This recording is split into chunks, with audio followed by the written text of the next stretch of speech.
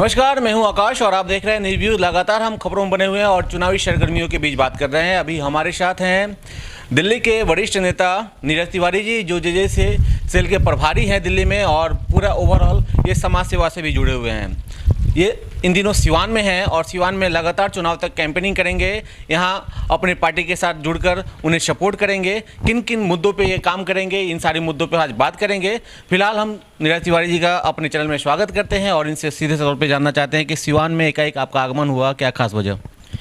सबसे पहले तो आपको धन्यवाद कि आप खोजते हुए हमारे पास आए। हम लोग पार्टी के लिए ज़मीनी स्तर पर काम कर रहे हैं कि सही लोग चुनाव लड़ें, खास तौर से नौजवान आए तो उसकी भविष्य उज्जवल हो। और पार्टी के कार्यकर्ता के रूप में हम लोग अब लगे हुए हैं कि बिहार में एनडीए की सरकार पूरा मजबूती से बनाया जाए। अच्छा नीरज जी, ऐसा जैसे आप बातचीत के क्रम में पता चला कि आप लगातार कई जिलों में घूमेंगे, तो कुछ सीटें ऐसी हैं जो अभी तक फाइनल नहीं हुई हैं। खासकर अगर बिहार की बात करें, कल चुनाव की हो सकता है घोषणा हो जाए, आज ही हो सकती है कि चुनाव का डेट फाइनल हो जाएगा। तो ऐसे में क्या लगता है कि यहाँ कुछ मतभेद चल रहा है पार्टी में या गठबंधन में? देखिए, ऐसा कोई मतभेद नहीं है। ये जो वरिष्ठ नेता है, पार्टी का पार्लियामेंट्री बोर्ड है, हमारे राष्ट्रीय नेता बैठ के इसको ऑलमोस्ट फाइनल कर चुके हैं।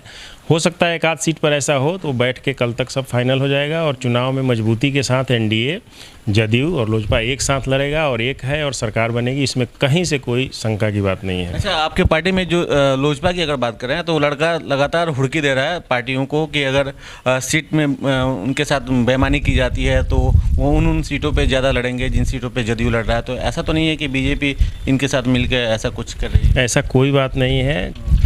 पूरी तरह से लोजपा बीजेपी एनडीए के साथ है और चिराग जी एक अच्छे नेता हैं बिहार के और पूरी तरह से उनको सम्मानपूर्वक सीट दिया जाएगा और वो लड़ेंगे और साथ रहेंगे और सरकार में सहभागिता रहेगी उनकी। बिल्कुल, जैसा कि इन्होंने बताया कि अब एनडीए जो गठबंधन है वो पूर्ण तरफ से तैयार हो चुकी है चुनाव के लिए, लेकिन जो सीटों का बंटवारा अभी भी बहुत जगहों पे बाकी है। अगर सिवान जिले के सभी सीटों की बात करें तो अभी तक कहीं का भी क्लियर नहीं हो पाया कि कहाँ से कौन लड़ेंगे। लेकिन सिवान में अभी भी बीजेपी 5 सीटों पर दावा कर रही है। तो आपको क्या लगता है कि जो 5 सीटों पर दावा हो रही है वहाँ यहाँ मिल पाएगा? बिल्कुल, 5 सीट जो भी बीजेपी की सीट है, परंपरागत सीट, वो बीजेपी लड़ेगी। जो जदयू की सीट है वो जदयू लड़ेगी, जो लोजपा की सीट है वो लोजपा लड़ेगी। उसमें कहीं से कोई मतभेद नहीं है। हम लोग सारे एक हैं एनडीए और एक साथ सीट का जो भी निर्णय होगा उसका सम्मान करेंगे और सम्मान करना भी चाहिए कार्यकर्ताओं का। और अपने उम्मीदवार के लिए अभी से कमर कस के तैयार होके उद्देश्य ये है कि सरकार बनानी है और मोदी जी के हाथ को मजबूत करनी है, भारतीय जनता पार्टी के हाथ को मजबूत करनी है। उद्देश्य ये है और इसके लिए हम लोग पूरी तरह से तैयार हैं। जिसके फेवर में भी सीट जाएगी एनडीए का, पूरी तरह से उसको जिताया जाएगा और सरकार नीतीश जी के नेतृत्व में बनेगी। एक बड़ी बात आपने कही कि मजबूत नीतीश जी की सरकार को करनी है और मोदी जी को करनी है। तो ये मोदी जी और नीतीश जी के नाम पर कब तक चुनाव होता रहेगा? स्थानीय विकास के मुद्दे पर, रोजगार के मुद्दे पर चुनाव क्यों नहीं होता है? देखिए, विकास का जहाँ तक मुद्दा है, मैं आपको एक चीज़ बता दूं कि अभी तक हिंदुस्तान के इतिहास में मोदी जी ने जो काम किया है, आप 80 ऐसी योजनाएं हैं जिसको डायरेक्ट फ़ायदा है पूरे देश को नहीं, बिहार को। और अभी अभी बिहार के लिए जो उन्होंने पैकेज की घोषणा की है वो ऐतिहासिक पैकेज है और सरकार आने के बाद आपको दिख जाएगा कि बिहार का जो स्थिति है और रूपरेखा है, बिहार एक अच्छे और काफ़ी नौजवानों के लिए, किसानों के लिए, मज़दूरों के लिए, उसमें शिक्षा के लिए, स्वास्थ्य के लिए वो पूरी तरह से एक बनाया गया है योजना। और बिहार एक ऐसा स्टेट बनेगा आने वाले समय में, सरकार आती है तो जो लोग देखेंगे और बिल्कुल मॉडल के रूप में बिहार को प्रस्तुत किया जाएगा। फिलहाल जो सिवान में सीट की बंटवारे की बात हो रही है तो अभी तक देखा गया कि वैसे लोग ही हैं जो जिनका क्या कहते हैं राजनीतिक इतिहास रहा है। नए युवाओं को लाने की भी एक पहल होनी चाहिए, कार्यकर्ताओं को भी ऊपर लाने की ज़रूरत है। तो ऐसे में कितना पार्टी सपोर्ट कर रहा है? क्या लगता है कि इस बार कुछ नए लोगों को सिवान में लाया जाएगा? देखिए, आपको जब टिकट की घोषणा होगी तो आपको दिख जाएगा कि किस तरह से पार्टी अपना जो कार्यकर्ता ज़मीनी रूप से जुड़ा हुआ है, जो नौजवान है, जो पार्टी के लिए समर्पित है, वैसे लोगों को टिकट के घोषणा के साथ ही आपको दिख जाएगा कि कौन से लोग आ रहे हैं। और जो हवाई हैं, जो पार्टी के विचारों के साथ नहीं है, वैसे लोगों से मुझे लगता है कि पार्टी दूरी बनाएगी। चलिए, बिल्कुल ये बहुत अच्छी बात इन्होंने कही कि जो लोग हवा हवाई बात करते हैं और विगत के सालों में पार्टी के साथ जुड़ के तो रहे, लेकिन विकास के नाम पर क्या काम किया ये जनता जरूर बताएगी। और इस बार पार्टी ने भी ये ठान लिया है कि वैसे लोगों को टिकट देनी है जो जनता के साथ जुड़े हुए हैं और लगातार लोगों के सुख दुख में आगे बढ़ते रहे हैं। लेकिन अभी सवाल ये उठता है कि सिवान में जो सीट का बंटवारा है उसको लेकर ही बड़ी अद्दोजहद है। तो आपको क्या लगता है कि किन किन सीटों पर बीजेपी लड़ पाएगी? देखिए, बीजेपी की जो भी परंपरागत सीटें जो पिछली बार बीजेपी लड़ी थी वहाँ पे बीजेपी लड़ेगी। एक आध सीट पर थोड़ा सा कंट्रडिक्शन है, उसको हमारे जो बड़े नेता हैं वो बैठ के उसको सॉर्ट आउट कर लेंगे। पिछली बार तो जो मूवमेंट था वो अलग था, राजद के साथ गठबंधन जदयू का था, बीजेपी अलग लड़ रही थी, ठीक है, तो वो मैक्सिमम सीटों पे उसने लड़ा था। तो क्या लगता है कि गठबंधन एक अलग था, लेकिन बीजेपी अलग लड़के भी जितना वोट लाई थी बीजेपी, अगर जदयू उसमें प्लस इस बार हो रहा है तो हमारी तो कहीं लड़ाई ही नहीं है। हम तो क्लीन स्वीप कर रहे हैं सिवान में, और इसमें करेंगे जो बीजेपी की सीट है, जितना बीजेपी लड़ रही है।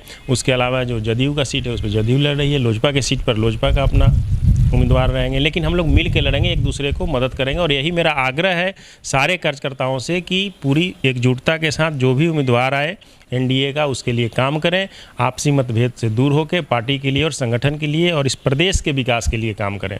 सिवान में तो बड़ी मतभेद दिख रही है। अभी पूर्व सांसद ने ही लगातार ये कहा है कि एनडीए गठबंधन में ही उनके जान के दुश्मन बने हुए हैं, हमला करवा रहे हैं वगैरह वगैरह, ये सारी बातें आ रही हैं। तो ऐसे में आप कैसे कर सकते हैं कि यहाँ पे जो लोग हैं वो एक साथ जुड़ के और काम करेंगे? हो सकता है कि पार्टी यहाँ कमज़ोर हो जाए। नहीं, देखिए, ये एक व्यक्तिगत विचार हो सकता है, लेकिन मैं मानता हूं कि कोई भी ऐसा पार्टी में कार्यकर्ता या पदाधिकारी या कोई भी जनप्रतिनिधि ऐसा नहीं होगा जो हमारे पूर्व सांसद या किसी भी तरह के व्यक्ति पर व्यक्ति विशेष के रूप में या हमला करे या हमला करवाए। ये परंपरा इस पार्टी का नहीं है।